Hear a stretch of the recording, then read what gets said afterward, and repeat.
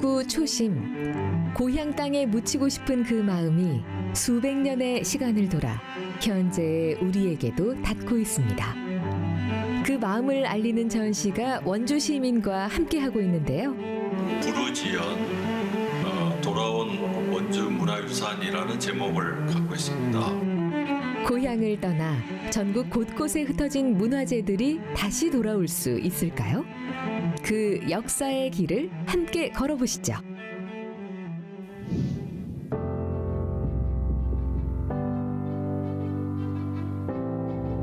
원주 한지 테마파크에서는 원주의 옛 모습을 볼 수 있는 특별한 전시가 펼쳐지고 있습니다. 조선시대에 들어와서 강원도의 수부 가명의 도시가 원주가 되었는데요. 그래서 조선 전기에는 29종의 한적이 이제 발간되었고, 조선 후기에는 28종의 서적이 발간되었는데요. 문헌에 대해서 소개하는 그런 특별 전시가 되겠습니다.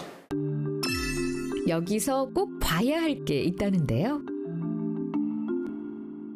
조선 전기의 대표적인 서적으로는 신주 무원록이라고 하는 자료를 들 수 있는데요.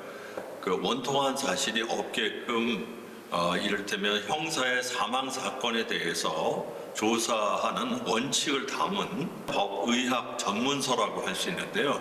그것을 원주 가명에서 이제 출간을 했습니다. 조선 후기에는 가래 언해라고 하는 책이 있는데, 그 가래라는 것은 송나라 때 주자가 집안의 관원상제의 예절과 관련된 그런 책이라고 할 수 있습니다. 이것을 조선 후기에 언해본, 즉 한글로 역줄해서 전국적으로 보급을 했는데, 가래 언해 특징 중에서 하나가 언해니까 우리말로 풀어 쓴 것인데, 강원도 지역에서 이제 풀어 썼다면 강원도 지역의 사투리까지 다 포함해서 지역적인 언어 연구에도 굉장히 도움을 줄 수 있는 자료라고 생각합니다. 억울한 사람이 없도록 백성을 보호하는 애민 정신이 깃든 신주 무원록. 그리고 당대의 유교적 생활상과 지역 특색이 그대로 담겨 있는 가래 언해까지. 강원 가명에서 간행됐지만 지금은 고향을 떠난 사료에 대한 이야기를 12월까지 전시로 만나볼 수 있는 기회가 마련됐습니다.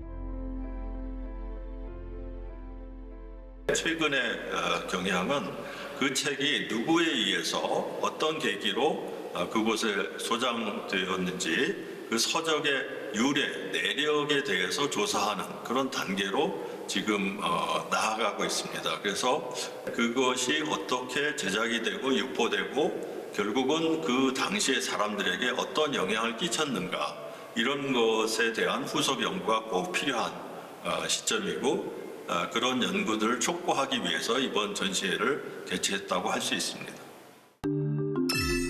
이들이 고향을 떠난 것에는 안타까운 역사가 자리하고 있는데요.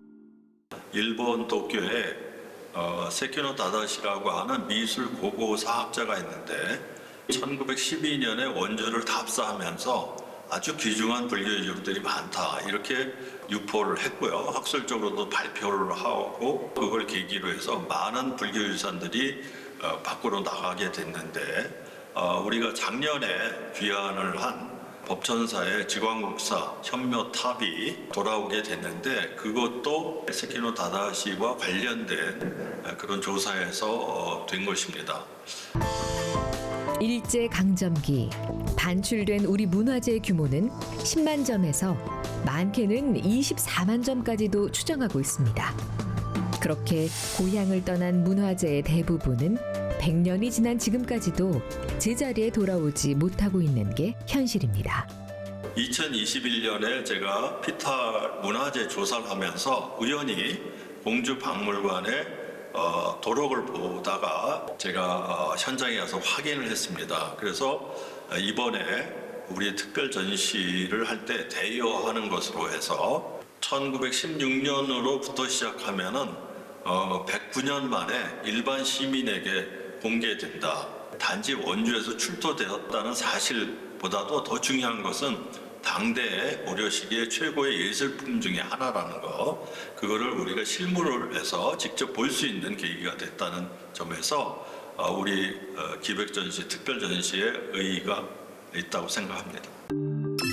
문화재가 돌아오기 위해서는 무엇보다 모두의 공감대가 필요하다는데요. 일단은 문화유산이 얼마나 소중한 것인가라는 의식적인 자각이 있어야 될 거라고 생각합니다. 그런데 무엇보다 중요한 것은 각각의 문화재에 대한 가치를 우리가 어떻게 감상할 수 있는가.